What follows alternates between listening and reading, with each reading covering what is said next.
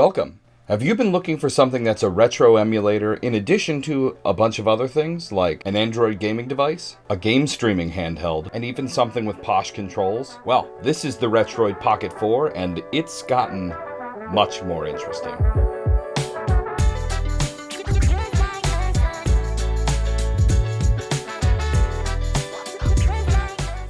Today we are doing a before you buy on the Retroid Pocket 4 lineup. Now before we get into that fantastic hardware, we are giving away an Anbernic RG35XX. It's still a great emulator, and if you'd like to win it, subscribe down below and we'll be picked in the next video. This is a before you buy, where we take a look at the physical overview of the product, the software, things I like and don't like, the cost, and the competition. Let's get unboxed.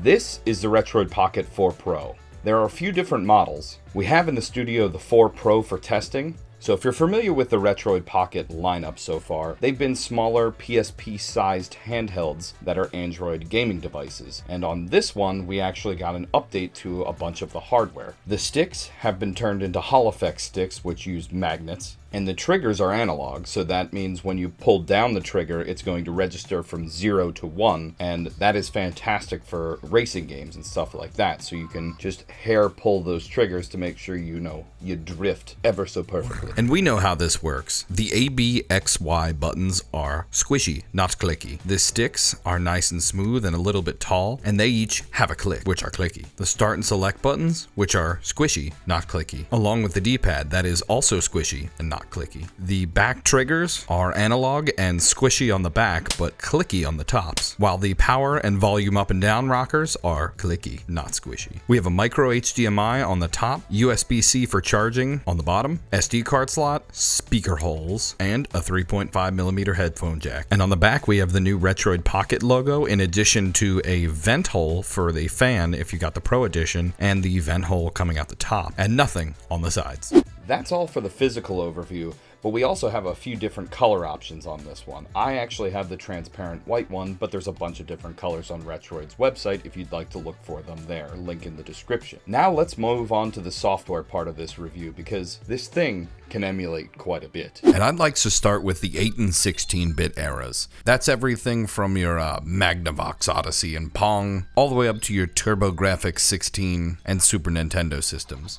That's also including handhelds like the Game Boy and Game Boy Advance. All of those consoles play great on here if they have emulators within Android. Moving on to the next generation of consoles, which is like the Sony PlayStation and N64 era. Anything from the PlayStation and below runs great, in addition to the N64. All of this runs very well on the Retroid Pocket 4 Pro. Moving up to the next generation, which is the PlayStation 2, GameCube, and Xbox eras. The PlayStation 2, Dreamcast, and Nintendo GameCube all run really well on this. There may be some hiccups and stuttering in some specific cases, but most of these consoles, most of the libraries run very well. And if you're looking for Xbox emulation, I would stick to Game Pass streaming for this, because there aren't really a ton of great emulators on Android, and most of those games are available elsewhere. Moving past that, we don't really have a whole ton for emulation in PlayStation 3 era of things, but you'll be able to get some things like the 3DS to run. In addition to that, I was able to get Switch emulation running on here, but it wasn't quite running at full speed. So even though it is running, it's not running at full speed yet. We need just a hair more of a bump to get this to run basic titles. Nothing like your Zelda Breath of the Wild or anything. It would be more or less the easier to emulate titles on the Switch system. The PSP runs great here, and also I was able to get some of the Vita settings to run as well. Vita does not really run on here, but I was able to get everything installed, and once this has a little more back end under it, well,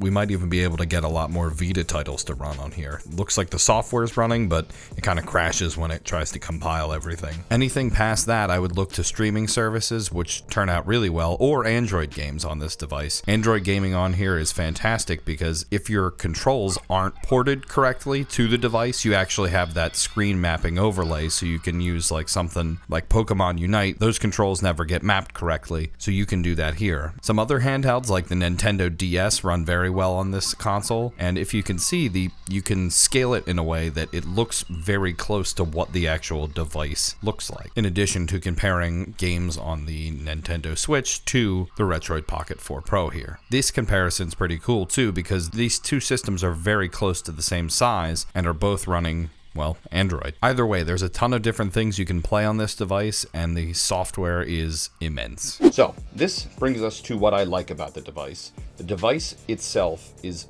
very well built. The controls feel fantastic.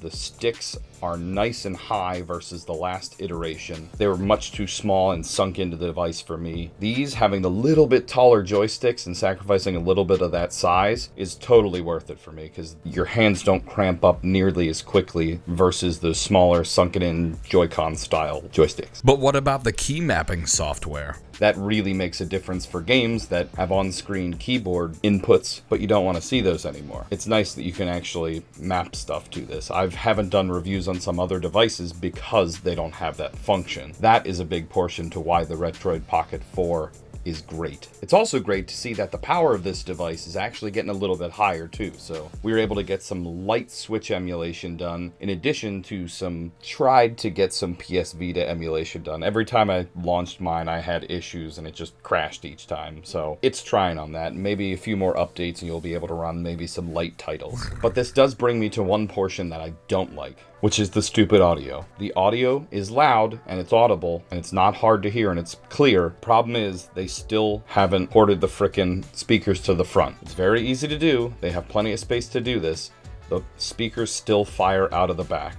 So your pinkies block the holes. So if you're playing it and you notice that your sound sounds weird, move your fingers, because they will be blocking the sound. There are a lot of good things going for it, and that's kind of a small gripe, but that's the one gripe that I always end up with, because that's just, I don't know why they don't do it the right way. Put them to the front. You're facing this way, not this way. It sounds louder from the back. Other than that minor detail, it's still a great device, and it comes into the next category, which is the cost. The cost of this device is $200. So in that price category, what are we looking at? Well, you're looking at a bunch of different retro handhelds, but you're also looking at you're looking at the Logitech Cloud. You're looking at stuff that is a streaming device. Like the Neo Pocket Air, but that's $100 more and has an OLED screen and is a lot bigger. This is an emulator first with streaming in the background. It does it very well, but it's not its main focus. Its main focus is playing retro games and having that front end to load all of your games and play. It is really nice, though, having all of those Android games and streaming services right there as well. So you want to keep that in mind, where you could also get something like the Logitech Cloud or the PlayStation Portal, but you have to have that ecosystem for the Portal, and same thing with the Logitech Cloud to kind of work. This also plays your entire backlog of the different systems we've already mentioned. So overall, I think this is a fantastic device if you either get the 4 or 4 Pro. I have the 4 Pro here, and I think it's a very robust piece of technology that gets a lot done. So if you're looking for something like that, or maybe you're looking at some of the competition, well, we've got you covered. We've got all different options of handhelds and technology right here and right here. Take a peek, maybe give them a click, possibly a sniff. And until then, I'm gonna go play GameCube on my handheld.